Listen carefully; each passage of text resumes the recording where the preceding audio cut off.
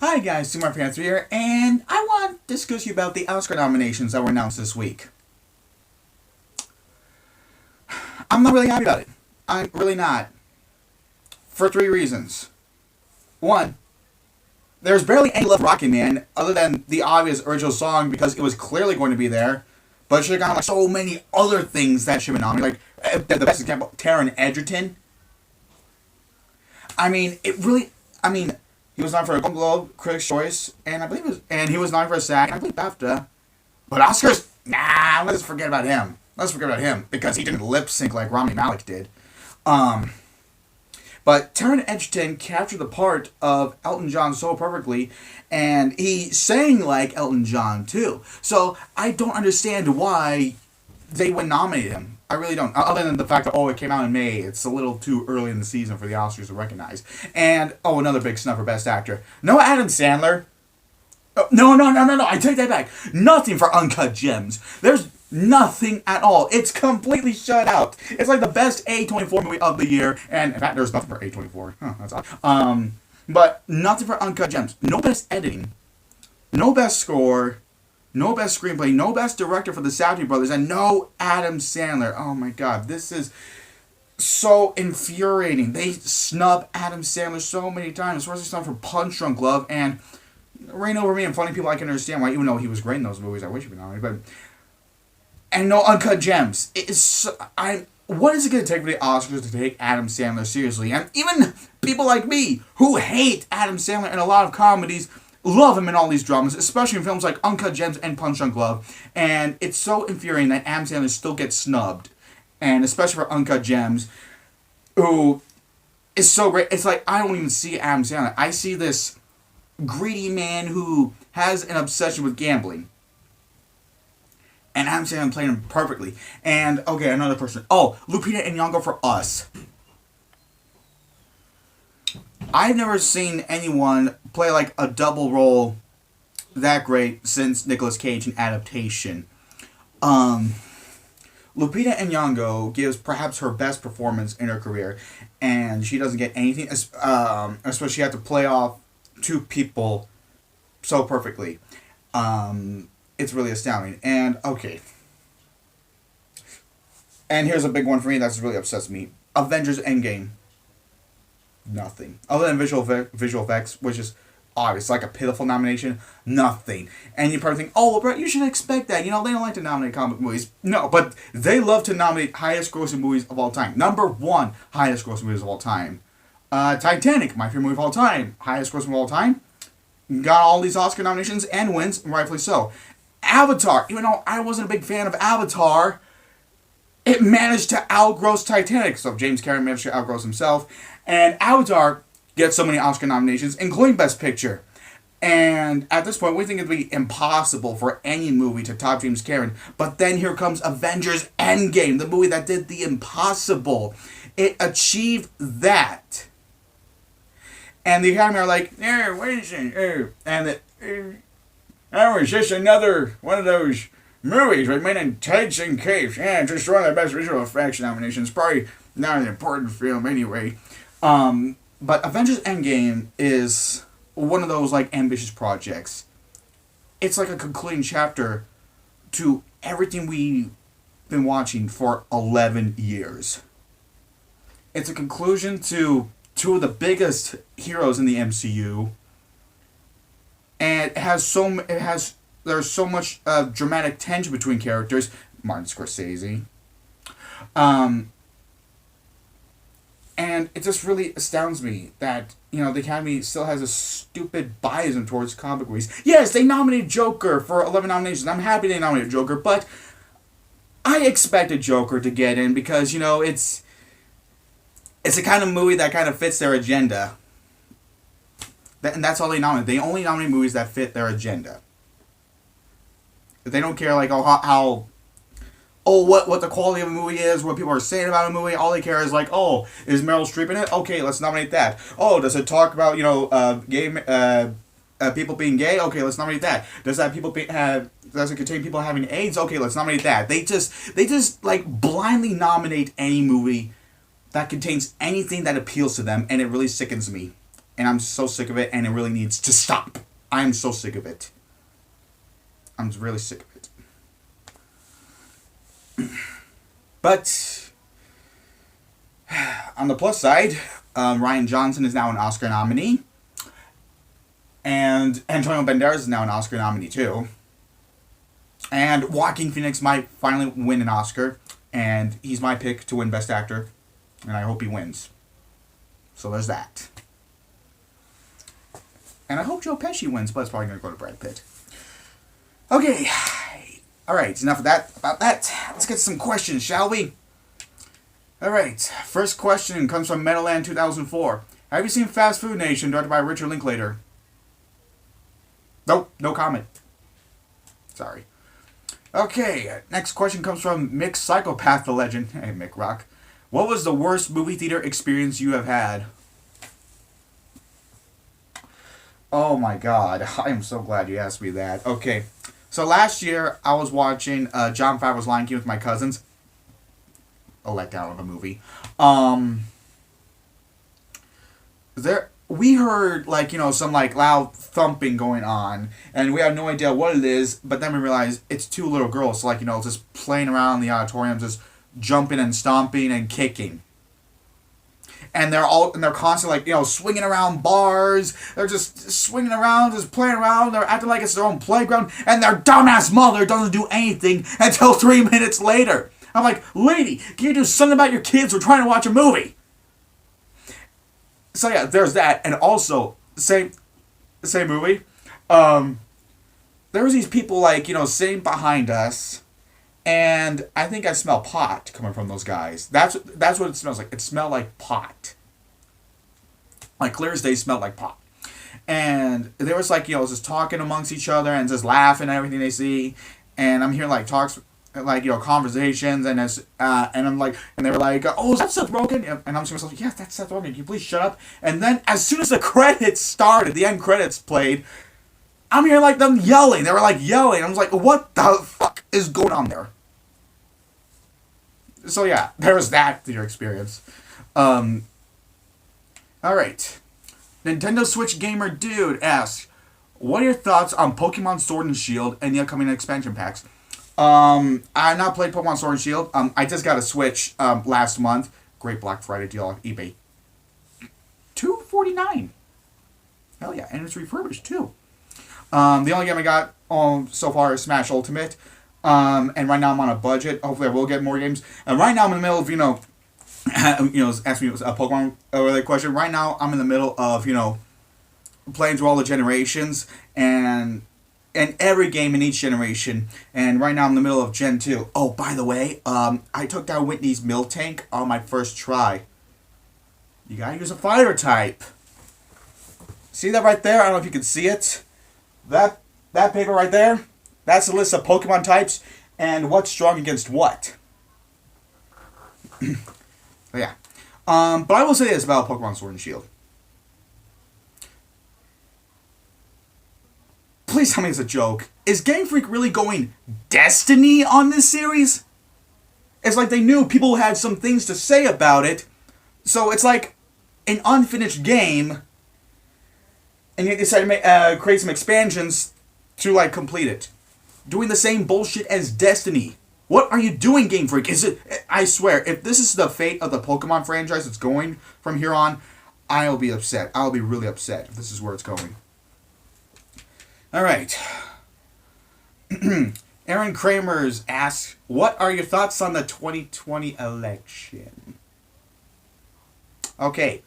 I said this in my announcement video. If you're going to ask a political question, fine, but I'll answer it only once. Aaron Kramers, you are a lucky bastard. You asked me the question, and you're the only person who will be answered to when it comes to this question. Okay. So guys, I'm about to answer this type of question in...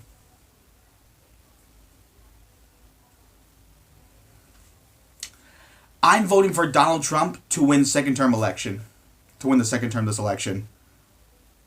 Reason for that is I think he is the best president we ever had since Ronald Reagan. He is the type of president who cares about what's right for our country rather than what's PC for our country, which is what we've been going through for the past decade. He deported illegal immigrants and imprisoned them and remains consistent on that process. Obama. He banned transgenders from joining the military, and I love how the military tried to reverse that ban, and Donald Trump's like, hey, I can reverse your reversal. Boom! You're still banned. He defunded Planned Parenthood. He pulled us on the Paris Climate Accord deal, pulled us out of the Iran deal, lowered gas prices. Our economy has gotten higher than ever. Unemployment has gotten lower than ever. He bombed the chemical plants in Syria. What else is there? Oh, yes, and most recently, he just killed Soleimani, which is great, and I don't know why people are saying that's a bad thing. I mean, because didn't we praise Barack Obama when he confirmed the kill on Osama bin Laden? So I don't understand why we're getting angry at Trump for doing the same thing, but with a different terrorist. I mean, after all that shit he did in Benghazi, to our Americans in Benghazi, he fucking deserved it. And Trump did it. He did it. And I don't understand why we're trying to impeach him. Oh, and by the way, that plan backfired. Oh yeah, sure, they got the numbers in, but they refused to send the documents to Senate, which they were supposed to. So I guess Trump is still your president. And looks like he might win this year. And I hope he does too. Okay. There you go, guys. That's your political answer. If you want to debate with me, okay, but do in the comment section in this video only. If you ask me another political question in future videos, I will say, go to this video. You'll hear everything from me. Alright, that's it. Okay. Back to the fun now. Alright. Kevin Rios says, top 5 favorite remakes of all time. Okay, excuse me. 5 would be David Fincher's version of Go with the Dragon Tattoo. 4 would be David Cronenberg's The Fly. 3 would be A Star is Born, the Bradley Cooper version. 2 would be John Carpenter's The Thing. And 1 would be my number 2 favorite movie of all time, The Departed. There you go. Alright, Boy Thunder Productions asks, what is your least favorite Martin Scorsese movie? Don't say Shark Tale, that's cheating. If you count Shark Tale, then yes, that would be my least favorite Scorsese movie. But my least favorite movie that Scorsese himself has directed,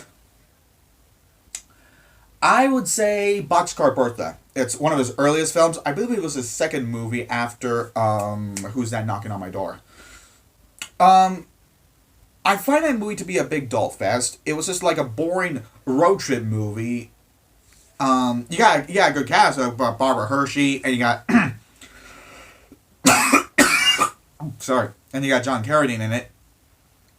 I believe it's like another Carradine. Yeah, Keith Carradine. But the movie is just so dull, it's so uninteresting, and the characters are so interesting. I don't know, it's been a while since I've seen that movie, but I was kind of put off by that movie, by how boring it is. Thankfully, he did better projects afterwards, and after that he did Mean Streets. That's good. Alright. Tavia Smoka asks, what is my least anticipated movie of 2020? Tom and Jerry. Now, I know you're probably thinking I'm going to say Monster Hunter because, you know, I hate Paul D.W. Anderson so much, but Tom and Jerry is a bit more personal choice for me because I grew up on Tom and Jerry so much. It's one of my favorite cartoon shows of all time. People don't give that, like the original Hanna-Barbera cartoon, enough credit because it's the type of cartoon that knows how to do slapstick. It's all about timing. It's like they use slapstick as like some sort of like a mathematics sort of thing, and it's so genius. It's a genius.